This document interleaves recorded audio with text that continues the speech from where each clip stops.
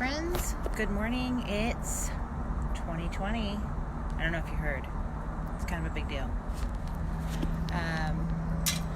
I am so excited to be stepping into a new year. There's a meme that's going around on Facebook, and it says, like, at the beginning of 2019, I was like, bring it on, bro. And in 2020, I'm like, shh, pay no attention to the person behind the curtain. 2020 was a traumatic and tumultuous year up to the very last week or two. It was just full of adventure and excitement and hospital visits for our family and drama, changes in jobs, changes in focus, and all those kinds of things. And at the beginning of the year, we tend to reflect back on the rest of the year. And a lot of people make a lot of resolutions. And so I don't know if you're a resolution person. I'm not, because I'm really good at breaking resolutions. So I just thought I would share just a little bit of what works for me going into a new year, and latch on to something if it works for you. So I have a rule for myself, and it's called 1 word and 3 habits.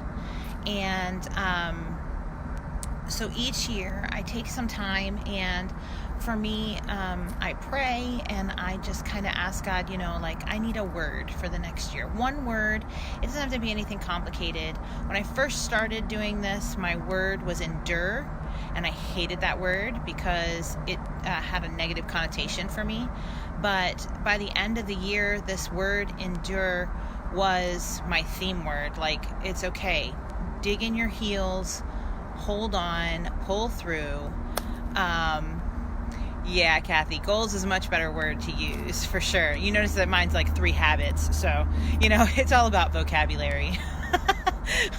we can psych ourselves out and, so I pick a word. Endure was my first word, and last year my word was revive. And I actually had the opportunity to do a little workshop with people on this whole picking a word thing, and it's not unique to me. I couldn't tell you where it comes from. I know several friends who do it around the globe, really. But what it helps me do is focus something and to ask God what to step into, what to pay attention to in the next year. And so my word last year was revive, and I had this picture of a seed that had been dormant for a long time that got to grow again. And for me, that was powerful because the year previous had been a real dormant year. Had been I don't know if you know the story of Elijah going to the cave and being like, God, I'm done. I want to die. I want this to be over with. And he's like, lay down, take a nap, and eat some food. And when you wake up, the angels ministered to him, and he said, do it again. You're a little bit tired. So my 2018 was really a year of transition, and I say hiding, but not hiding from the world, but just, like regeneration. Like, I needed to rest. My mind, my heart, my spirit, it just all needed to rest. And this past year in 2019, although it was full of trauma and different intense things that happened, it was a year of coming back to myself. And finding that person that I remember who I was, and remembering that my purpose is unique to me.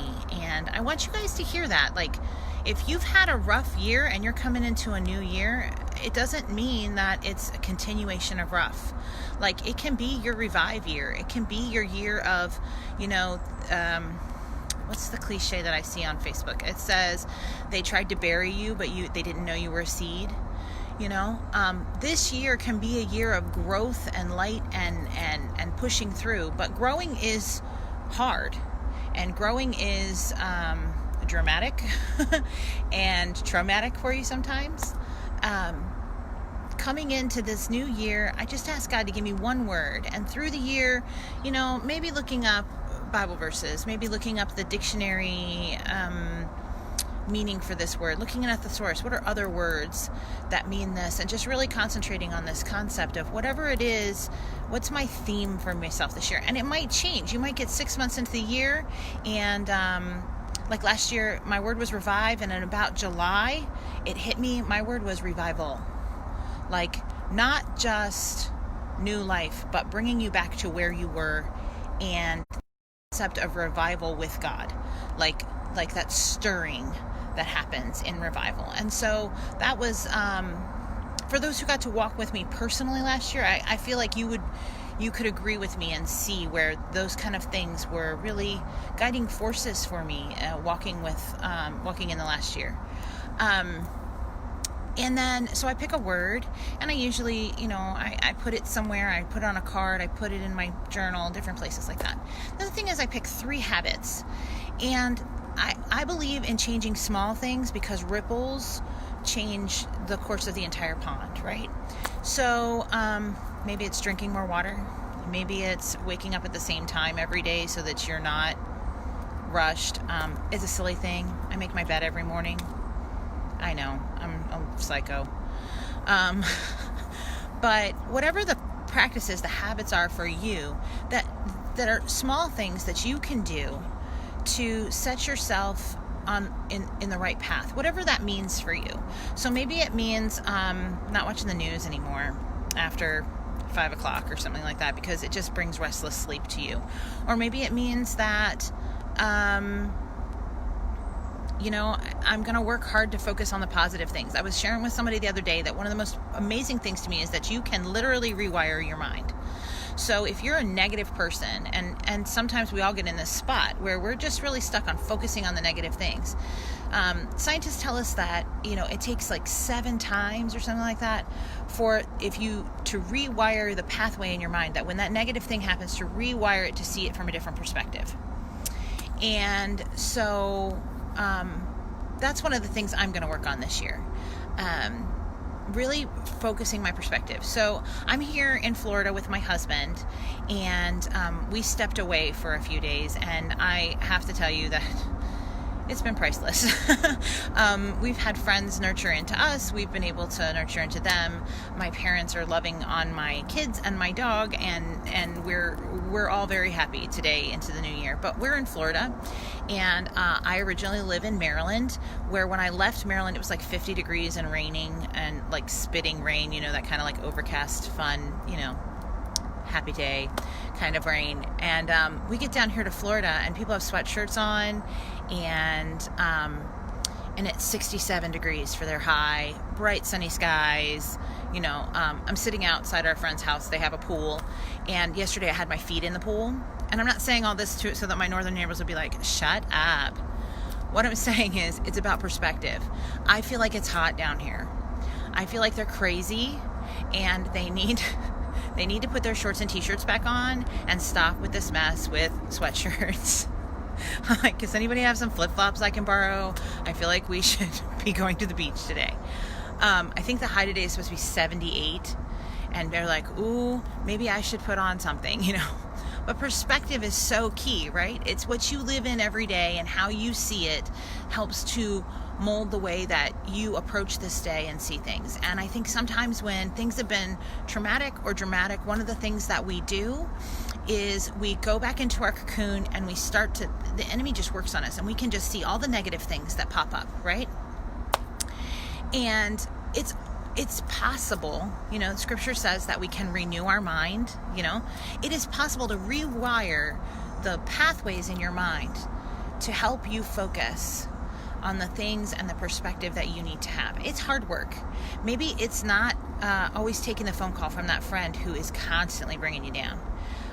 You have to pace yourself. Maybe it's when you find yourself in that place that what does the old song say? Count your blessings, name them one by one, right? And I'm just reminded too of the scripture in the Old Testament that says a joyful heart, a cheerful heart is good medicine. It's important to be able to find the bright side of things, not to be unrealistic. Life is serious.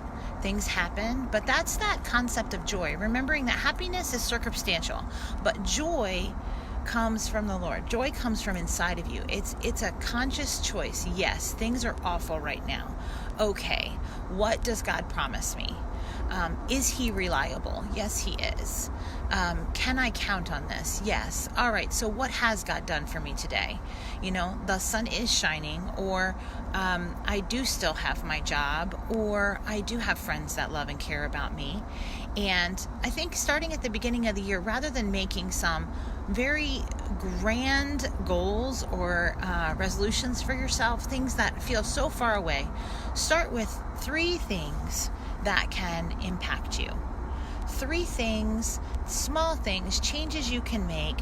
If you need somebody to keep you accountable, then say, hey, I'm trying really hard not to be negative all the time, because it's easy for me to pick up on those things. You love me and help me. We'll laugh. We'll have a safety word. And when I'm getting too negative, you say popcorn, or something. But the important part here is that going into this new year, that the old is gone, the new has come. And if you're in a season of transition, then I hope that it encourages your heart. Pick a word. Maybe your word is transition. Maybe your word is transfer.